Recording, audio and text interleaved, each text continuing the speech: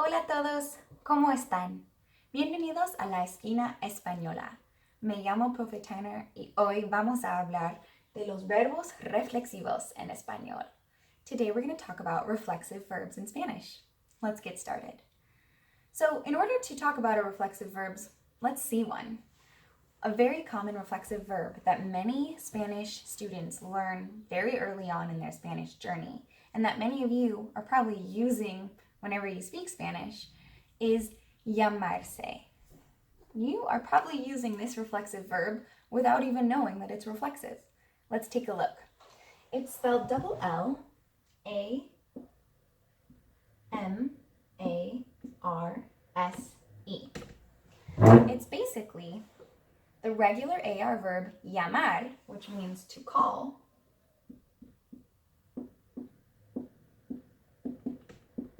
and this funny little syllable se. The syllable se is actually the marker that shows that this verb is not just to call, it's the reflexive version of to call. So the se shows the reflective or reflexive part of the verb. The reason I say reflective is because when I hear reflexive, I think of the word reflection. And when we look at our reflections, we're looking back at ourselves. And this is the key idea to understanding reflexive verbs. Before we start conjugating this verb, we need to refresh our memories about some of the roles of nouns in regards to verbs. So the first role that's really important to remember is called the agent. And a lot of you guys know that an agent is the noun that actually does or completes an action. In other words, it's the noun that does the verb. So if I say I throw a ball, then I would be the agent because I'm the one actually doing the throwing. Now, agents don't need to be human. They can be all sorts of other nouns. If I say my dog catches the ball, then my dog would be the agent because my dog is the one doing the catching. This is different from a couple other roles that nouns can take in the sentence. So in both of those sentences, the ball is the direct object. If I say I throw the ball to my friend, now my friend is what's known as an indirect object or a recipient. That's the other really important role for reflexive verbs. A recipient is any noun that receives the result of an action. I say result because it's a little different from the action.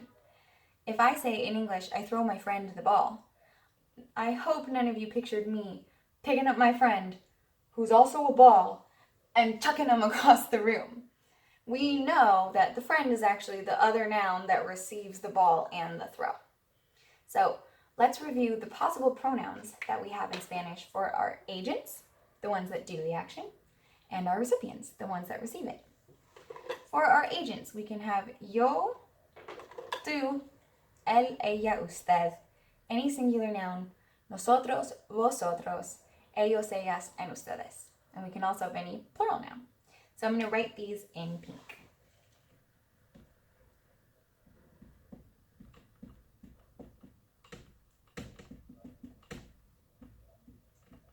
There are other videos that I made and other videos on YouTube that explain what these are. But I'm going to keep going and assume that you guys know what these mean. Now, the recipients we'll do underneath in purple because they actually correspond with the agents. So if I am actually doing the action, I would use yo. But if I am receiving the action, then I would use me. Just like in English, I would say I versus me. So the recipients are me, te, le, nos, os, and les. And when I write them, I want you to watch and see which ones they correspond with.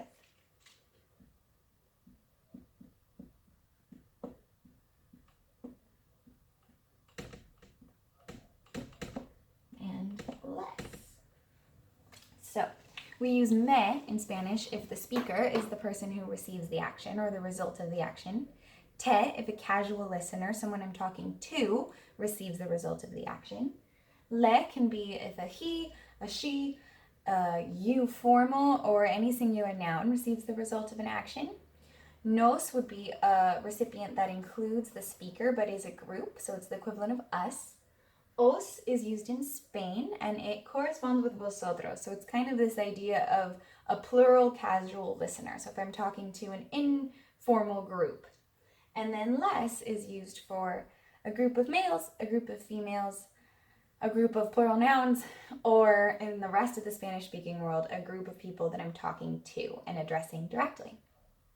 So the reason we need to know both of these very well in order to understand reflexive verbs is because when you have a reflexive verb, that is showing that the agent, the one that does the action, and the recipient, the one that receives the action, are the same. Basically, a reflexive verb shows that an agent is doing the action back to themselves. So the agent and the recipient, the subject and the indirect object, the person that does the action and the person or other noun that receives the action, they are one and the same. So let's look at our example verb and see how this kind of changes our understanding from to call to something else. So again, we have our regular AR verb, llamar, which means to call. And we have this additional se syllable, which is the reflexive marker. So that means that the agent is calling back to themselves. So no one's in a room going like, hey, I'm talking to myself. What they're saying is, I call myself, or I'm named. So if someone uses this, they would say, yo me llamo Profe Tyner. Let's see how it actually is conjugated. Let's break it down. The first thing that you do is you separate your root verb, llamar, from the se marker, and you're going to set that se aside. So a lot of times when you're cooking, you start preparing some ingredients and then you set them aside, but they always make it back into the recipe. That's exactly what's going to happen here with the se marker. So we're going to set it aside, and we're going to be left with llamar.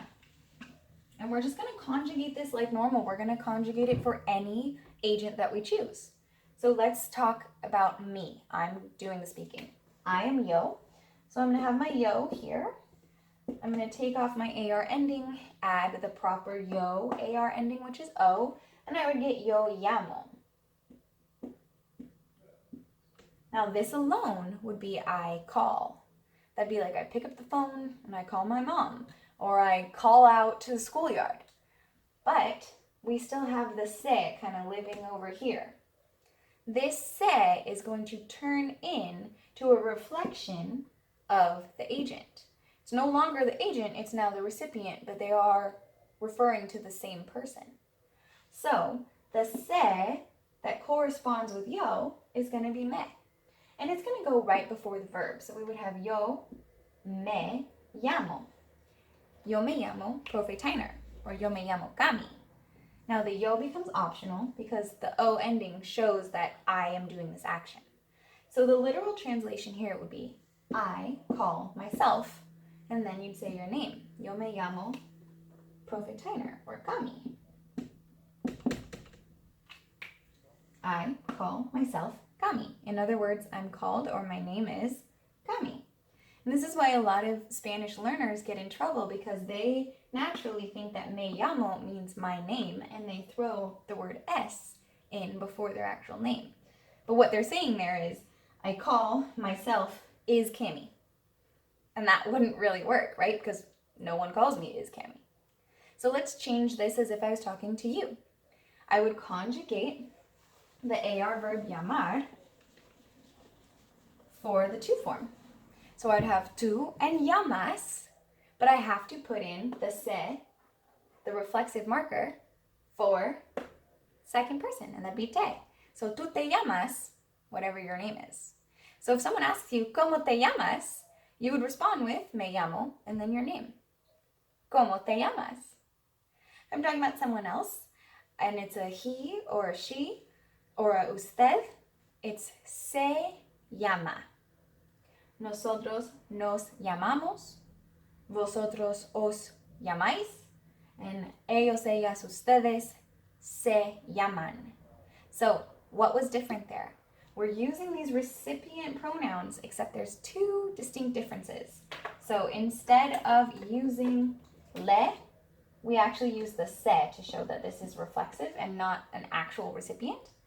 Same with the les, it becomes se. So both of these refer to this reflexive idea. Now, this might be a kind of tricky concept for many native English speakers, because we don't often say I call myself. But we can, and these are all actions that really are kind of intimate or unique to us. So a lot of reflexive verbs tend to be things that happen at home and are very unique, intimate, and personal. So one is levantarse. Levantarse means to get up.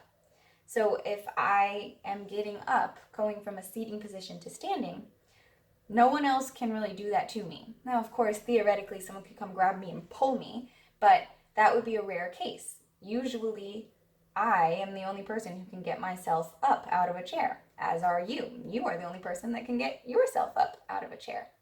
So you can see there that the addition of the marker se actually changes the meaning of these words.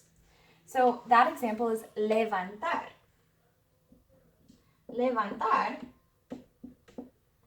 means to raise or to lift. Levantarse means to get up, because when you add this idea that the agent, the person doing the action, is actually the same person receiving the action, it kind of makes sense that we go from I lift, like I lift up this marker, or I raise my hand, to I am now raising myself. I am getting up out of my chair, or going from a seated or laying down position to standing. The way that you conjugate it is exactly the same. Take off your se marker, conjugate your verb for any of your agent pronouns, and then add your reflexive pronoun back in before the verb. So to illustrate that difference, I will tell you I raise my hand in Spanish, and then I will tell you I get up in Spanish. Yo levanto la mano. I raise my hand. Yo me levanto. I get up. Do you guys see the difference? Other verbs like this include to get dressed, which would be to put on clothes. So poner. Poner means to put, like I put this marker on the table. Ponerse means to put on. So yo me pongo los zapatos. Tú te pones la chaqueta. You put on your jacket. There are verbs like llevar, which mean to take or to carry, but llevarse means to wear. So hoy yo me llevo un collar. Today I'm wearing a necklace. ¿Qué te llevas? So I hope this was an understandable video, and you see that reflexive verbs, the key thing to remember is that the agent and the recipient are the same. You need both. You need someone doing the action, and that same person is the recipient. And that many reflexive verbs, which are marked by the addition of the syllable se, actually change the meaning from their corresponding AR, ER, or IR verbs. That's it for today. I hope you guys enjoyed. Adios!